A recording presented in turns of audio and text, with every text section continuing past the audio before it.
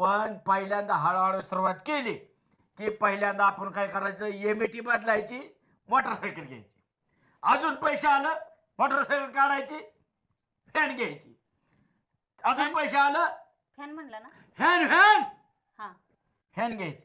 अजून पैसे आलं फर्निचर घ्यायची. अजून पैसे आलं हेलिकॉप्टर घ्यायचं. अजून पैसे आलं विमान घ्यायचं. आणि मग मसाला काय जायचं आपण विमानात. अरे ह्यांना नाही जागायची आखली. तुम्ही सुद्धा तू इकडे ह्याला आशा लागली. ए तू इकडे ये पोरा. जाकी बोलावते ते इकडे घरी जायचं. अरे का मग इकडे जेवाय भूक लागली. अरे हे तर माझ्या हातावर बाळका का मला लय भूक लागली घरी जायचं. भूक लागली. अयो ह्या मुंडक्यांच्या कशाला नादी लागला.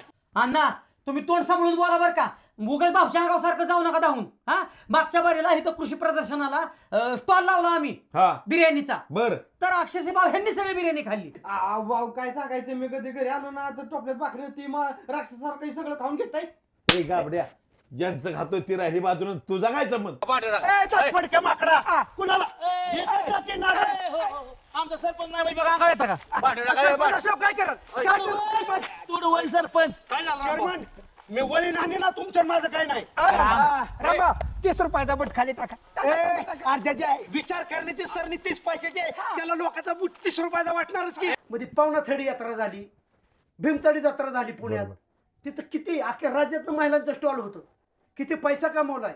बळकटीकरण दिली पाहिजे. आणि काय झालंय माहितीये का अण्णा, भाऊची तळमळ तुम्ही समजून घ्या. भाऊचं काय झालंय माहितीये का, गल्लीत ते दिल्ली 1000 मित्र आणि घरात विचारांना कुत्र.